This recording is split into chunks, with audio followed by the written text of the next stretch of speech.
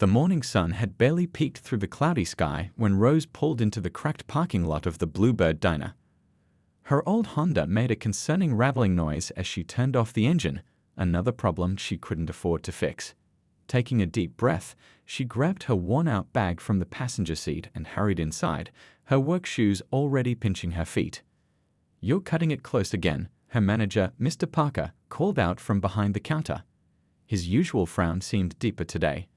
Rose quickly tied her apron, muttering an apology as she rushed to clock in. She was only 2 minutes late, but lately, everything had been going wrong. The diner's morning rush was in full swing. The familiar smell of bacon and coffee filled the air, mixing with the chatter of regular customers. Rose moved between tables with practiced efficiency, but her mind kept drifting to the stack of unopened bills sitting on her kitchen table. Her mother's latest medical report hadn't been good, and the insurance was refusing to cover the new treatment. "Order up." The cook's voice snapped her back to reality. She grabbed plates for table 7, plastering on her best customer service smile. That smile had helped her earn better tips for the past 6 years, and today she needed every extra dollar she could get. The morning dragged on, and Rose's feet were already aching when the bell above the door chimed. A man in an impeccably tailored charcoal suit walked in, looking completely out of place among the diner's worn vinyl booths and formica tables. He carried himself with the kind of confidence that came from never having to worry about whether you could afford to fix your car. Rose approached his table, notepad ready. "Good morning, welcome to Bluebird Diner," she said, maintaining her professional tone despite her growing exhaustion.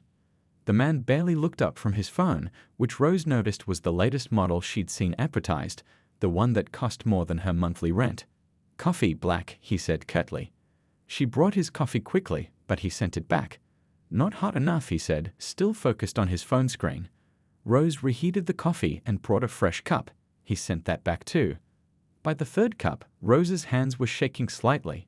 The diner was getting busier, other customers were waiting, and she could feel Mr. Parker's disapproving stare burning into her back. Perhaps the man finally looked up, his expensive watch glinting under the fluorescent lights. This establishment should invest in better equipment if its staff can't manage to serve proper coffee. I suppose this is what one should expect from. He paused, glancing around the diner with barely concealed disdain. Places like this. Something snapped inside Rose. Maybe it was the sleepless nights spent worrying about her mother. Maybe it was the morning's car troubles, or the past due notices, or the constant struggle to keep her head above water while people like him couldn't even be bothered to look at her while speaking. In that moment, all the frustration, fear, and exhaustion of the past months crystallized into a single action. The sound of the slap echoed through the suddenly silent diner. Rose's palm stung, and she watched in horror as a red mark appeared on the man's cheek. His dark eyes widened in shock, then narrowed dangerously. The entire diner seemed to hold its breath. Without a word, he reached into his jacket pocket and pulled out a business card, placing it deliberately on the table. The card was simple but elegant, with only a name and phone number in raised gold lettering. As he stood up, his presence seemed to fill the entire room. He straightened his tie, looked directly into Rose's eyes for the first time, and walked out, his polished shoes clicking against the worn linoleum floor. The silence broke as Mr. Parker rushed over, his face red with anger. "In my office. Now."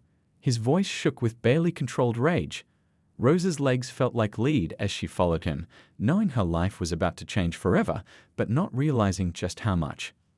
Looking back, she would remember this moment, standing in that cramped office, still clutching her notepad, her hand tingling from the slap, as the point where everything shifted. She just didn't know yet if it was for better or worse. Mr. Parker's office felt smaller than ever as Rose stood there, her hands trembling slightly. The ancient ceiling fan whirred overhead, doing little to disperse the tension in the air. Through the thin walls, she could hear the usual clatter of dishes and muffled conversations from the diner, sounds that had become as familiar as her own heartbeat over the years. 6 years, Mr. Parker said, slumping into his creaky office chair. 6 years of perfect service, and you throw it all away in one moment. He rubbed his temples, looking suddenly older than his 60 years. "Do you have any idea who that was?" Rose shook her head, her throat too tight to speak. The business card was still out there on the table, but she hadn't dared to look at it closely. "That was Li Wu," Mr. Parker said, his voice heavy with disbelief. "The Li Wu, owner of Wu Enterprises. The man probably has more money in his wallet than this diner makes in a month." He leaned forward, his chair protesting. "What were you thinking?" The truth was, she hadn't been thinking at all. The reality of what she'd done was starting to sink in, along with its implications. Her mother's medication, her sister's college textbooks, the overdue rent, everything depended on this job. "I'm sorry," she whispered, but Mr. Parker was already shaking his head. "Clean out your locker," he said quietly. "I'll have your final check ready tomorrow." The walk to her locker felt like a march to the gallows. Regular customers watched her pass, their faces a mix of sympathy and curiosity. Mrs. Thompson, who always ordered blueberry pancakes on Tuesdays, reached out to squeeze her hand as she passed. Outside in the parking lot, Rose saw a sleek black car still idling. Through the tinted windows, she could make out Mr. Wu's silhouette. He was on the phone, gesturing emphatically. As she watched, he ended one call and immediately began another. With shaking hands, Rose pulled out her own phone, a model several years old with a cracked screen. She needed to start looking for new jobs immediately. She opened several job search apps, her finger hovering over the Apply Now button for another diner position. But something strange happened. Every application she submitted received an almost instant rejection. Positions that had been open moments ago were suddenly filled. Even restaurants where she knew the owners personally weren't responding to her messages. The black car was still there. Rose sat in her Honda, trying to keep her breathing steady. The morning sun had grown stronger, beating down on the car's faded paint. The rattling noise from earlier seemed louder now, almost mocking. She thought about her mother, who would be waiting at home, probably sitting in her favorite armchair by the window. How would she tell her? A knock on her window made her jump. A woman in a crisp business suit stood there, tablet in hand. Her expression was professionally neutral, but her eyes were kind. "Miss," she said when Rose rolled down the window, "Mr. Wu would like to speak with you." Rose glanced at the black car. The back window had rolled down slightly, revealing Mr. Wu still on his phone. The red mark from her slap was clearly visible on his cheek. "I don't think that's a good idea," Rose said, her voice barely a whisper. The woman's expression didn't change. "Mr. Wu insists. He's offering you a chance to explain yourself." She paused, then added more softly, "Given the circumstances, I suggest you take it." Rose looked at her ancient car's dashboard, where the check engine light had been blinking for weeks. She thought about the growing stack of bills at home, about her mother's medicine, about her sister's dream of college. What choice did she really have? "Where?" she asked. "Wu Enterprises headquarters," the woman replied, already typing on her tablet. 20 minutes. I'll text you the address." She handed Rose a visitor's pass, the company logo gleaming in gold. "Don't be late." As the woman walked back to the black car, Rose noticed something odd. Mr. Wu was smiling as he made another call. It wasn't the smile of someone plotting revenge. If anything, he looked satisfied. The black car pulled away smoothly, leaving Rose alone in the parking lot. She looked at the visitor's pass in her hand, then at the diner where she'd worked for 6 years. The morning sun caught the glass windows, making them shine like mirrors, reflecting a future she couldn't begin to imagine. Taking a deep breath, she started her car. The familiar rattle seemed to have a different meaning now, less like a warning and more like the beginning of something new. Whether that something would be wonderful or terrible remained to be seen, but one thing was certain. Her life would never be the same after the next 20 minutes. The Wu Enterprises building stretched towards the sky like a giant glass needle, its windows reflecting clouds and sunlight. Rose's old Honda looked even more out of place in the pristine parking garage than Mr. Wu had looked in the diner. She checked her appearance in the rearview mirror. Her waitress uniform suddenly felt like a Halloween costume in this setting. Taking the elevator to the 47th floor, Rose stood next to executives in designer suits who pointedly ignored the slight coffee stains on her apron. Her hands kept fidgeting with the visitor's pass, its golden letters catching the elevator's soft light. Each floor number that lit up made her heart beat a little faster. The woman from the parking lot was waiting when the elevator doors opened. "Follow me," she said, already walking down a hallway lined with abstract art that probably cost more than Rose's yearly salary. Her heels clicked against the marble floor in a steady rhythm that somehow made Rose even more nervous. They passed through a series of increasingly impressive offices. Rose caught glimpses of people in serious discussions, their faces illuminated by multiple computer screens showing charts and graphs. Everyone looked busy, important, and completely at home in this world that felt as alien to her as another planet. The woman stopped at a door made of dark wood that looked old and expensive. "Mr. Wu will see you shortly," she said, gesturing for Rose to enter. "Would you like some water?" Rose shook her head, then nodded, then shook her head again. The woman's lips twitched in what might have been a smile as she left. The waiting room was bigger than Rose's entire apartment. Floor-to-ceiling windows offered a view of the city that made her slightly dizzy. She sat carefully on the edge of a leather chair that probably cost more than her car, trying not to touch anything else. A large screen on one wall was showing various news channels silently. Rose watched her reflection in the dark wood table, wondering if she should have gone home to change first. But the woman had said 20 minutes, and in this world, she suspected being late was worse than being underdressed. The door opened, and two men in suits walked out, looking frustrated. They barely glanced at Rose as they passed. Behind them came Mr. Wu's assistant, who nodded at Rose. "He's ready for you." Rose's legs felt like jelly as she stood. This was it. She was about to face the man she'd slapped, a man who could probably buy and sell the entire diner without checking his bank account. She thought about running, but where would she go? The mysterious rejections to her job applications suggested Mr. Wu's influence reached far beyond this building. Mr. Wu's office was surprisingly simple compared to the waiting room. Yes, it was large, but the furniture was practical rather than showy. One wall was covered in photographs, not of business meetings or award ceremonies, but of ordinary people. Smiling families standing in front of small businesses, children in school uniforms, elderly couples on porches. Mr. Wu himself sat behind a desk that, while obviously expensive, looked well used. The mark from her slap had faded to a faint pink. He was reading something on a tablet, but set it aside as she entered. His expression was unreadable. "Please sit," he said, his voice calmer than it had been at the diner. When Rose hesitated, he added, "I don't bite. Though I apparently can't say the same for you." Was that amusement in his voice? Rose sat, her hands clasped tightly in her lap. On the desk, she noticed a folder with her name on it. It was thick. "Tell me," Mr. Wu said, opening the folder, "why does a woman with a perfect employment record, who volunteers at 3 different homeless shelters, who takes care of her sick mother and helps her younger sister with college applications, why does this woman suddenly slap a customer?" Rose's mouth fell open. How did he know all that? How? "I make it my business to know things," he said simply. "For instance, I know that your mother's insurance denied coverage for her new treatment 3 days ago. I know your car failed its last inspection, but you can't afford the repairs.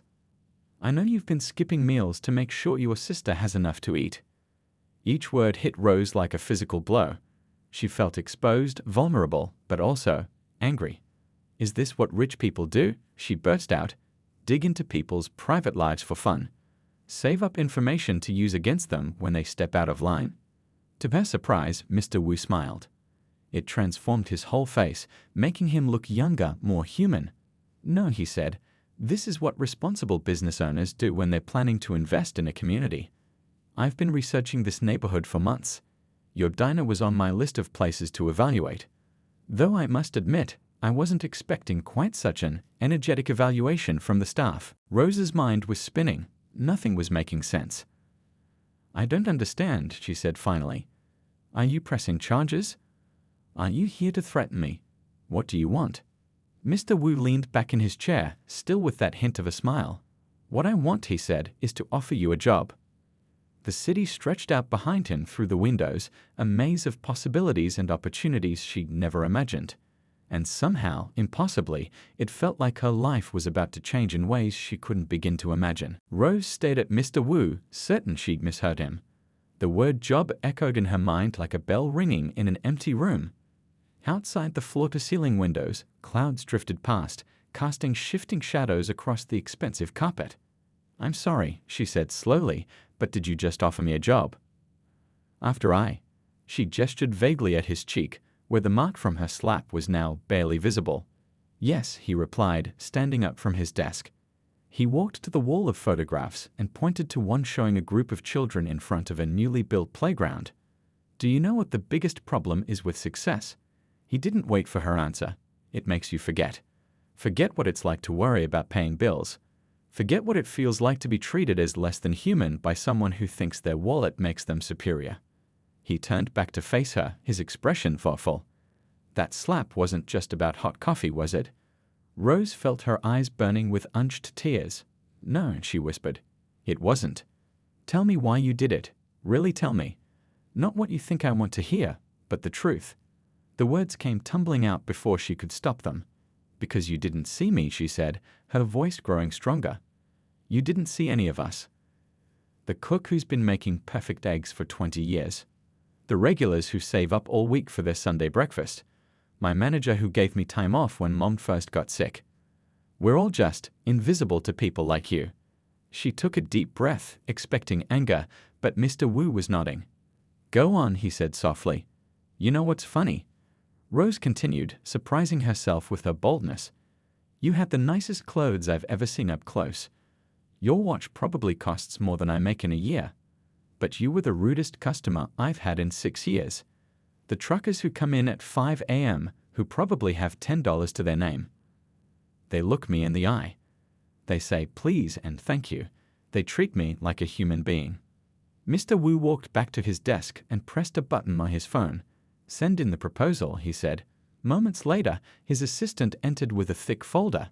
What I'm about to show you, Mr. Wu said, opening the folder, is something only 5 people in this building know about. He spread out several documents covered in charts and drawings. Wu Enterprises is planning to invest $50 million in community development projects in your neighborhood. Small business support, educational programs, healthcare initiatives. Rose leaned forward despite herself. She recognized the streets in the plans, the buildings she passed every day. The thing is, Mr. Wu continued, I don't trust consultants and market research alone. I need to know how things really work on the ground. So I've been visiting local businesses, observing, testing. Testing? Rose's eyes widened. The coffee. He smiled.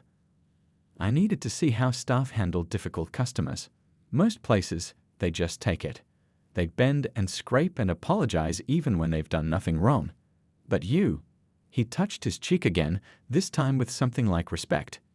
You showed me something I hadn't seen in a long time, genuine pride. Pride in your work, in your community, in your basic human dignity. So you're not pressing charges. Mr. Wu actually laughed. No, I'm offering you a position as community liaison for this project. You know these streets, these people. You understand their struggles because you live them every day. More importantly, you're not afraid to stand up for what's right, even when it might cost you everything. He slid a contract across the desk. The salary number made Rose's head spin. But I don't have a college degree. I don't know anything about business or community development. You have something more valuable, real-world experience and authentic connection to the community. We can teach you the business side. What we can't teach is genuine empathy and courage. Rose looked at the contract, then at the plans spread across the desk. She thought about her mother's medical bills, her sister's college dreams, all the families in her neighborhood struggling to make ends meet. What exactly would I be doing? Mr. Wu's eyes lit up. He pressed another button on his phone. Cancel my next meeting, he said to his assistant. This is more important. He turned back to Rose. Let me show you how we're going to change lives. As he began explaining the details, Rose felt something she hadn't experienced in a long time, hope. Real, solid hope, as tangible as the contract in front of her. The morning's slap, which had seemed like the end of everything, was turning out to be just the beginning. Outside, the sun broke through the clouds, bathing the office in warm light. Down below, her neighborhood stretched out like a patchwork quilt, each square holding stories of struggle and resilience.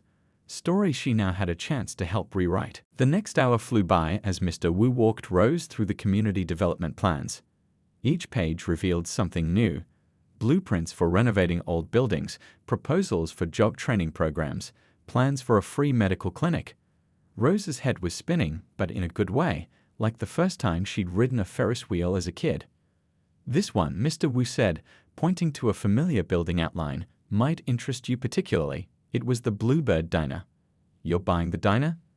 Rose's heart sank a little, thinking about Mr. Parker and all the regular customers. Not exactly. Mr. Wu pulled out another set of plans. We want to transform it into a training restaurant. People from the neighborhood can learn everything from cooking to management. They'll get real experience, proper certification, and job placement assistance. But, he smiled, it'll still serve those famous blueberry pancakes Mrs. Thompson loves so much. Rose felt tears forming in her eyes again, but for a completely different reason than earlier that morning. How do you know about Mrs. Thompson's pancakes? I told you, I do my research. He leaned back in his chair. I've been coming to the diner for weeks, at different times, in different clothes. I've seen how you handle the morning rush, how you remember everyone's orders, their stories, their lives. That's exactly what this project needs. Just then, his phone buzzed. He glanced at it and his expression changed. There's something else you should see, he said, turning his computer screen toward her. It showed a social media page where a video was going viral. Rose's stomach dropped as she recognized herself and Mr. Wu in the diner. Someone recorded it, she whispered, horrified. People record everything these days, he said calmly. But look at the comments. Rose leaned forward, expecting the worst. Instead, she saw something surprising. While some people were criticizing her, many more were sharing their own stories of working in customer service, of dealing with difficult customers, of struggling to maintain dignity in the face of disrespect. The internet loves a David and Goliath story, Mr. Wu said with a slight smile. Though I don't think I've ever played Goliath before, it's interesting. A knock at the door interrupted them. Mr. Wu's assistant entered with a fresh stack of papers. The background check results you requested, she said, placing them on the desk. Rose tensed, but Mr. Wu was already flipping through them, nodding. Perfect timing, he said. This confirms everything we found in our initial research, not even a parking ticket. He looked up at Rose. You've worked hard your whole life, haven't you? Didn't have much choice, she replied honestly. Mom got sick when I was 18. Someone had to step up. Tell me about your mother, he said, his tone gentler than she'd heard it before. So she did. She told him about her mother's battle with chronic illness, about the late nights doing homework by her hospital bed, about learning to cook from YouTube videos because someone had to feed the family. She told him about her sister's dreams of becoming a doctor, inspired by their mother's struggles with the healthcare system. Mr. Wu listened intently, occasionally making notes. When she finished, he pressed a button on his phone again. Get me Dr. Chen at City Hospital, he said, and send in the healthcare initiative paperwork. While they waited, he explained more about his own background. How he'd started with nothing, facing discrimination and doubt at every turn. How success had nearly made him forget his roots until a wake-up call 5 years ago, a heart attack that landed him in the emergency room. The nurse who saved my life, he said, she reminded me of you. Overworked, underpaid, but completely dedicated to helping others. That's when I started these community projects. But somewhere along the way, I started losing touch again, getting caught up in profits and projections instead of people. He touched his cheek again, but this time he was definitely smiling. Sometimes we all need a wake-up call, even if it comes in the form of a slap from a waitress. The phone buzzed. Dr. Chen is on line 1, his assistant announced. Good. Mr. Wu looked at Rose. Now, let's see what we can do about your mother's treatment. After all, I can't have my new community liaison distracted by family medical issues, can I? Rose opened her mouth to protest, but he held up a hand. This isn't charity, it's an investment. In you, in your family, in this community. Sometimes the best business decisions aren't about money at all. As he picked up the phone, Rose looked out at the city again. The morning sun had risen fully now, making the whole world seem brighter, full of possibilities she'd never dared to imagine. Just a few hours ago, she'd thought she'd lost everything. Now somehow she was sitting in a billionaire's office, about to help transform her entire neighborhood. Life, she was learning, had a funny way of working out, even if sometimes it started with a slap. The afternoon sun was setting when Rose finally left Wu Enterprises, her arms full of paperwork and her head full of possibilities. The contract in her bag felt like it weighed 100 pounds, not because of the paper, but because of what it represented. Her new salary was more than she'd ever dreamed of making, but it wasn't just about the money. Her phone buzzed with a text from her sister.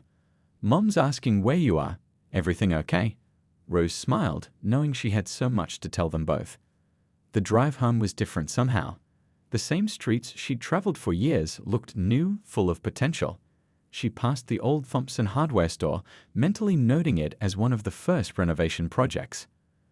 The owner had been struggling since his wife passed away, but his store was the only one in walking distance for many elderly residents. She pulled into her apartment complex parking lot, noticing for the first time how the paint was peeling from the sign, how the playground equipment was rusted. Soon, places like this would be part of her job, not just observing problems, but actually fixing them. Inside their small apartment, her mother was in her usual spot by the window, a half-finished puzzle on the table beside her. Her sister was on the couch, surrounded by textbooks. They'd both looked up when Rose entered, their expressions concerned. "Where have you been?" her sister asked. "I tried calling the diner, but Mr. Parker acted weird and hung up." Rose set her papers down carefully. "I have something to tell you both," she said, trying to keep her voice steady. "But first, Mom, how would you feel about seeing a new doctor?" "A specialist." Her mother's face fell slightly. "Honey, you know we can't afford." "We can now," Rose interrupted gently. She pulled out a business card, not the one Mr. Wu had left at the diner, but a new one. It read Community Development Liaison with the Wu Enterprises logo in gold. Her sister's textbook slid off her lap. Wu Enterprises? The same Wu Enterprises that's always in the news? The one that's about to invest $50 million in our neighborhood, Rose finished. And I'm going to help decide how that money is spent. She told them everything. Well, almost everything. She skipped the part about the slap, instead focusing on how Mr. Wu had been secretly evaluating local businesses for his community project. How he'd recognized her potential. How this was going to change not just their lives, but the whole neighborhoods. "But what about the diner?" her mother asked. "Your regulars, your friends there." Rose smiled. "That's the best part." She pulled out the plans for the training restaurant. "Nobody loses their job. Instead, we're creating more jobs. Better jobs.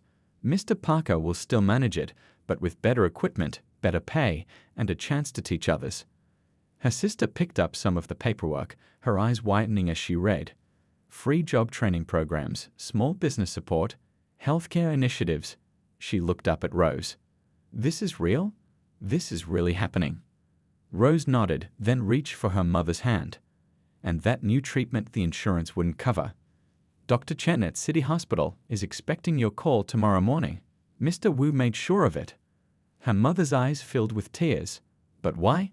Why would he do all this? Rose thought about Mr. Wu's words about wake-up calls and losing touch with reality. About how sometimes the best business decisions aren't about money at all. Because, she said carefully, sometimes people surprise you. Sometimes the person you think is your enemy turns out to be exactly the friend you needed. And sometimes, she smiled, remembering the viral video, sometimes it takes a small act of defiance to remind powerful people of who they really want to be. Her phone buzzed again, an email from Mr. Wu's assistant with her schedule for tomorrow. Her first task. Meeting with Mr. Parker to discuss the diner's transformation. Life had a sense of humor, it seemed. "I start tomorrow," she said, looking at the family photos on their wall, so different from the ones in Mr. Wu's office, but just as full of love and dreams. "And everything changes, for all of us." Her sister hugged her suddenly. "I'm proud of you," she whispered, "even though I don't know exactly how you did it." Rose hugged her back, thinking of that moment in the diner that felt like a lifetime ago. "Let's just say," she replied with a small laugh, "I made quite an impression." 1 year later. The Bluebird Diner looked different now, with its fresh paint and modern equipment, but the heart of the place remained the same. The morning sunlight still streamed through the windows at just the right angle, making the coffee cups gleam. The smell of fresh bacon and pancakes still filled the air. But now, There were new faces behind the counter, students learning the trade, dreams brewing alongside the coffee. Rose stood in the doorway, taking it all in. She was dressed in business casual now, a tablet in her hand instead of a coffee pot, but she still felt at home here. Mr. Parker walked past, showing a new trainee how to work the state-of-the-art coffee machine. "Morning, boss," he called out with a wink. He'd taken to calling her that, even though they both knew he was still the diner's manager. But things were different now, better. The wall near the entrance displayed framed certificates, graduates of their training program who'd gone on to start their own businesses or take management positions at restaurants across the city. 27 success stories in just 1 year, and more in progress. Her phone buzzed, a message from her sister at medical school. She'd started her first year last fall, her dreams of becoming a doctor finally within reach. The attached photo showed her proudly wearing her white coat, standing next to their mother, who was looking healthier than she had in years. "Is everything ready for the ceremony?" Mr. Wu's voice came from behind her. He'd taken to dropping by the diner regularly, not to test the coffee anymore, but to enjoy it and to see firsthand how his investment was changing lives. "All set," Rose replied, checking her tablet. "The mayor will be here at 10 to officially announce the expansion of the community development program. The press is already setting up outside." Mr. Wu nodded, then gestured to his usual booth. "Join me for coffee? For old time's sake?" Rose smiled, remembering that fateful morning a year ago. They sat down, and one of the trainees, a single mother who reminded Rose of herself, brought them coffee. The service was perfect, the coffee steaming hot. "You've done amazing work here," Mr. Wu said, looking around the diner. "Not just here, everywhere. The hardware store's profits are up 60% since the renovation. The new medical clinic has served over 1,000 patients. The job training programs have an 80% placement rate. It's your money making it possible," Rose pointed out. "Money alone can't build community," he replied. "Can't inspire people to believe in themselves. Can't teach them to stand up for their dignity." He touched his cheek with a smile, the same spot she'd slapped a year ago. Sometimes it takes someone willing to fight for what's right, even when it seems impossible. The door chimed as Mrs. Thompson walked in, right on schedule for her Tuesday blueberry pancakes. She waved at Rose, then did a double take at seeing her sitting with Mr. Wu. "Still hard for them to believe we're friends now," Rose laughed. "That viral video of you slapping me gets shared at least once a week," Mr. Wu chuckled. "The internet never forgets, though I notice you still haven't told your family about that part." "Some things are better left as mysteries," Rose said with a grin. Outside, more reporters were arriving. The story of Wu Enterprises' community development program had caught national attention. Other companies were starting to follow their model, realizing that investing in communities wasn't just good PR, it was good business. Rose's tablet buzzed with another message. Photos from the latest graduation ceremony at the training restaurant. 20 more people ready to start their own success stories. 20 more families with a shot at a better life. "You know," Mr. Wu said thoughtfully, "when I started this project, I thought I was going to help change this community. I never expected the community to change me." Rose looked around the diner, at Mr. Parker teaching with pride, at the trainees learning with determination, at Mrs. Thompson enjoying her pancakes while chatting with other regulars. The place was more than just a business now. It was a symbol of what could happen when people believed in each other. "Sometimes," she said, "the biggest changes start with the smallest moments, even if those moments seem like mistakes at the time." Mr. Wu raised his coffee cup. "To mistakes that turn into miracles." Rose clinked her cup against his, remembering how terrified she'd been in his office that first day. Now here they were, planning to expand the program to 3 more neighborhoods, with other cities calling to learn from their success. The morning sun streamed through the windows, making the framed certificates shine. Outside, camera crews were setting up for the mayor's announcement. But in here, in this moment, it was just another morning at the Bluebird Diner, where a year ago, a SLAP had started a ripple effect that was still changing lives. And somewhere in the kitchen, a new batch of blueberry pancakes was being prepared, filling the air with the promise of sweet things to come.